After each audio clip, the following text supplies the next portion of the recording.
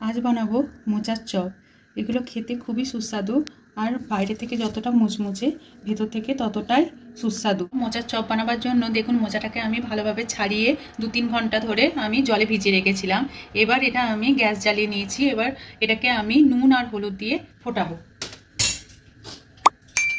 প্রথমে দেখুন হলুদ দিয়ে দিলাম, তারপরে একটু নুন দিয়ে দিলাম, ভালোভাবে একটু নেড়ে দিলাম। এবার এটাকে ফুটতে দেবো। এটাকে নুন আর হলুদ জলে ভালোভাবে ভাপিয়ে নেব যাতে এর কষটা বেরিয়ে যায়। নুন ভাপাবার পর আমি মোচাটাকে একটা ছাঁকনি বাটিতে ছেঁকে নিয়েছি। এবার আমি একটা মশলা তৈরি করব। একটা চাটুতে আমি এটা নিয়ে নিয়েছি জিরে আর একটা শুকনো লঙ্কা। এবার এটাকে ভালোভাবে আমি ড্রাই রোস্ট করে নেব। মশলাটা আমার ড্রাই রোস্ট হয়ে গেছে। এবার আমি এটাকে গুঁড়িয়ে নেব। মশলাটা আমি গুঁড়িয়ে নিয়েছি। আমার মোচার চপের জন্য যে ভাজা মশলাটা দরকার পুরটা তৈরি করতে, সেটা আমার তৈরি। এবার একটা কড়াতে আমি পুরেতে দেওয়ার জন্য বাদামকে এইভাবে শুকনো খোলায় নেড়ে নেব। মোচার চপের পুর বানাবার জন্য প্রথমেই লাগছে মোচাটাকে আমি ভাপিয়ে নিয়েছি। এবার লাগছে সিদ্ধ করা আলু, আর লাগছে এখানে আমি একটু নারকেল কুচিয়ে নিয়েছি, আর আমি এই বাদামটাকে রোস্ট করে ভালোভাবে খোলাটা ছাড়িয়ে নিয়েছি। আদা থিতো করা, কাঁচা লঙ্কা কুচোনো, আর একটা আমি তেজপাতা আর শুকনো লঙ্কা নিয়েছি। আর এখানে শুকনো মশলায় নিয়েছি হলুদ গুঁড়ো, ধনে গুঁড়ো, জিরে গুঁড়ো, কাশ্মীরি লঙ্কা গুঁড়ো, আর একটু গরম মশলা গুঁড়ো, আর এই ভাজা মশলাটা। দেখুন কড়াতে আমি সর্ষের তেল নিয়ে নিয়েছি, এটাকে গরম করে নিয়েছি। এবার আমি এতে প্রথমেই তেজপাতা আর শুকনো লঙ্কা দিয়ে দেবো। এটাকে একটু ভাজা হতে দেব। তারপরে দেবো একটু কালো জিরেটাও এর সঙ্গে একটু মিশিয়ে দেবো। দিয়ে ভালোভাবে নেড়ে নেব। এবার দিয়ে দেবো মোচাটাকে ভালোভাবে নেড়ে নেব। মোচাটা একটু ভাজা ভাজা হলে এবার আমি তাতে আদা কুচিটা দিয়ে দেবো আর লঙ্কাটাও দিয়ে দেবো। দিয়ে এটার সঙ্গে ভালোভাবে এবার নাড়বো। এর সঙ্গে আমি নারকেল কুচোটাও দিয়ে দেব। দিয়ে এর সঙ্গে আমি ভাজতে থাকবো।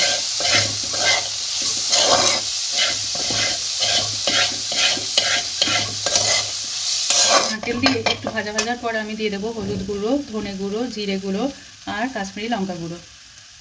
দিয়ে এটা ভালোভাবে নাড়বো। এবার কিছুক্ষণ নাড়াচাড়া করার পর আমি এতে দিয়ে দেবো স্বাদ মতো চিনি। দিয়ে এটাকে ভালোভাবে নাড়বো। আর দিয়ে দেবো স্বাদ মতো নুন। ভালোভাবে ভেজে নেওয়ার পর দিয়ে দেবো সিদ্ধ আলুগুলোকে আমি এরকমভাবে স্ম্যাশ করে দিয়ে দেবো।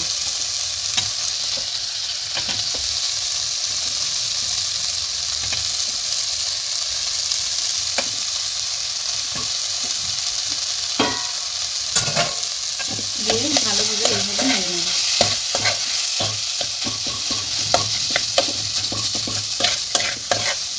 আমি এতে দিয়ে দেবো গরম মশলা গুঁড়ো আর ভাজা মশলা।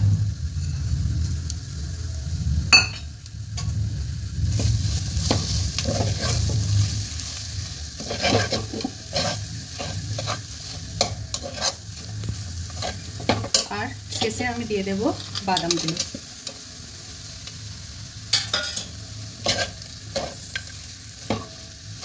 তেজপাতাটাকে আমি সরিয়ে দেব। এইভাবে আমি ভালোভাবে মিশিয়ে নেব। দেখুন এবার কড়াটা থেকে পুরো আলাদা হয়ে গেছে পুরটা, তার মানে আমার পুরটা রেডি। এবার আমি এটা একটা থালায় ঠান্ডা করতে দেবো। মোচার চপের ব্যাটার বানাবার জন্য আমি দেখুন বেসন নিয়ে নিয়েছি। বেসনে আমি দেব একটু স্বাদ মতো নুন, আর দিয়ে দেব এক চিমটি মতো খাবার সোডা, আর দিয়ে দেবো এতে একটু হলুদ গুঁড়ো আর একটু কাশ্মীরি লঙ্কা গুঁড়ো এতে মিশিয়ে নিলাম। এবার ভালোভাবে এটাকে মিশিয়ে নেব।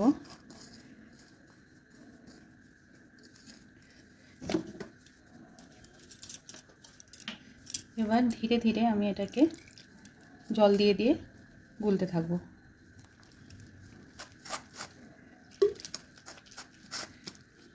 অল্প অল্প জল দিয়ে দিয়ে আমি এটাকে গুলতে থাকবো।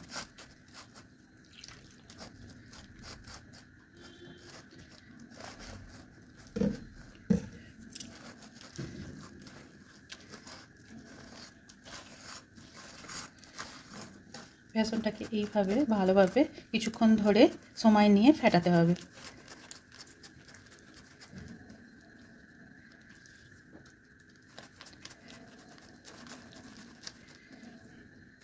যেন কোনো ডেলা না থাকে দেখতে হবে, ভালোভাবে এইভাবে ফেটিয়ে নেব।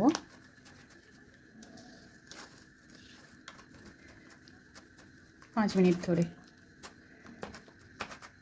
5 মিনিট ফেটানোর পর দেখুন এটা একদম মসৃণ হয়ে গেছে ব্যাটারটা।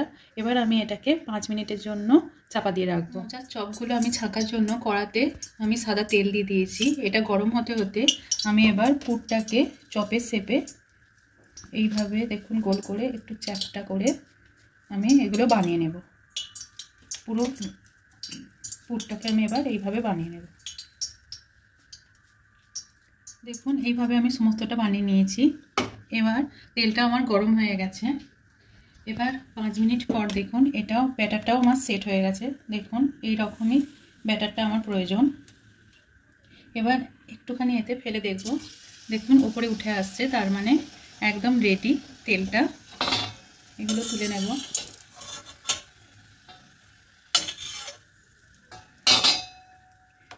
এবার আমি এখান থেকে একটা পুর নেব। এইভাবে ভালোভাবে আমি ব্যাটারে এপিট ওপিট করে ডুবিয়ে এইভাবে আমি ছেড়ে দেব। গ্যাসটা আমার মিডিয়ামে রাখবো। আবার একটা নিলাম, এইভাবে দেখুন আমি ছেড়ে দেব।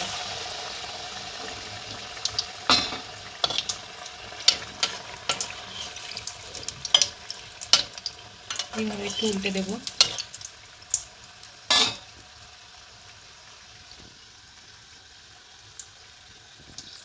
এটা ছেড়ে দেব।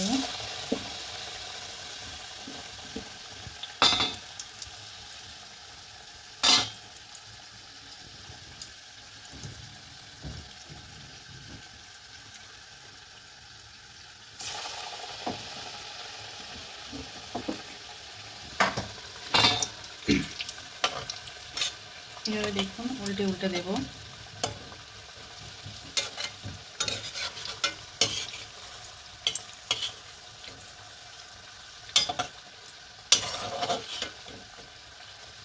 কিছুক্ষণ হতে দেব। দেখুন এগুলো রং হয়ে গেছে, এবার লাল লাল হয়ে গেছে। এবার আমি এগুলোকে তুলে তেলটা ভালোভাবে ছেঁকে একটা পাত্রে তুলে রাখবো। এভাবে তুলব, তেল ভালোভাবে ছেঁকে তুলে নেব।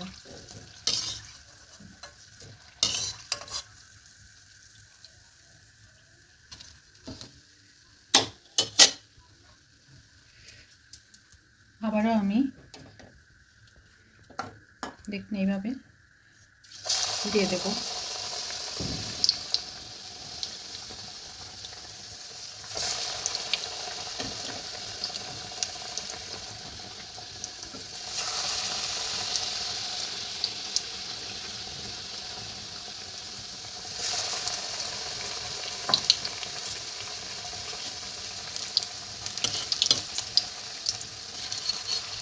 এভাবে উল্টে দেব ধীরে ধীরে।